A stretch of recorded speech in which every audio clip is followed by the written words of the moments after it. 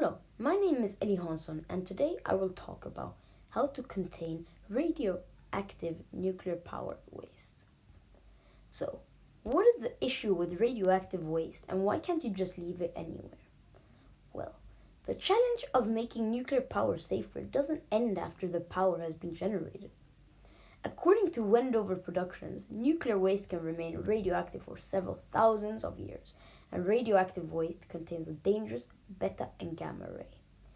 Companies have to contain it so that it cannot be exposed to humans and pollute.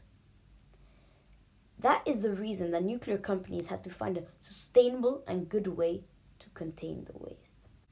According to Wendover Productions and Science Daily, the problem is that the range in air of gamma ray is over 1 kilometer and it needs to be stopped by thick concrete. Gamma ray is not very dangerous, but the fact that it can go far makes it more dangerous. Too much gamma ray will kill an average human. Beta particles can also be dangerous as they can make burns on your skin, which can consequently give you skin cancer. Gamma ray kills off living cells and can knock around electrons. The deadly effects of gamma ray can be used to treat cancer. According to the compound CHEM, 3% of nuclear fuel consists of radioactive fission products. Radioactive waste contains unstable isotopes of elements which decay and emit alpha, beta, and gamma ray. According to The Guardian, there are different ideas that have been tried to use to contain radioactive waste. It has been tried to leave the radioactive waste in ponds or send it to space, but it has proven that it was too dangerous. Now, the two most common ways are to contain radioactive waste in near-surface disposal and deep geological disposal. According to World Nuclear Association, the near-surface disposal is mostly used for short-lived radioactive waste and shorter half-lives. They can be placed in caverns in just below the surface. Distance from the surface is around 10 to 20 meters.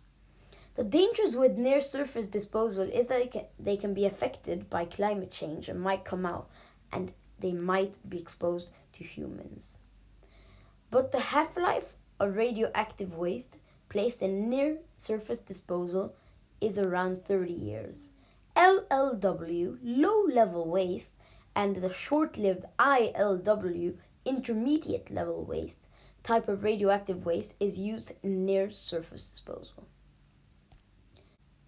According to World Nuclear Association, the deep geological disposal is for long-lived radioactive waste and more dangerous waste with longer half-lives.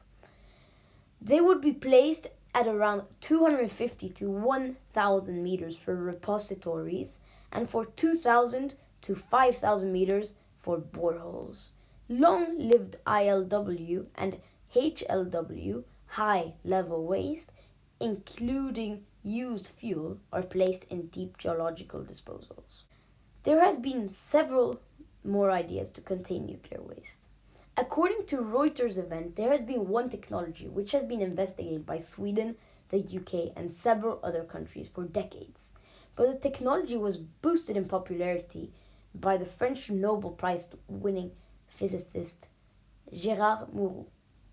The technology says that if laser beams millions of times brighter than the surface burst that last a millionth of a billionth of a second onto the radioactive waste, it would have the potential to neutralize the radioactivity of the waste so that it shortens the half-life of the waste to only a few years, which makes it easier to contain the near-surface disposal method.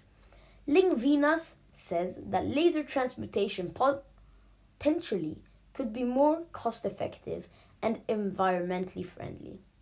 I believe that this technology would be very good and hopefully is realistic in the future years. Thank you for listening to my presentation.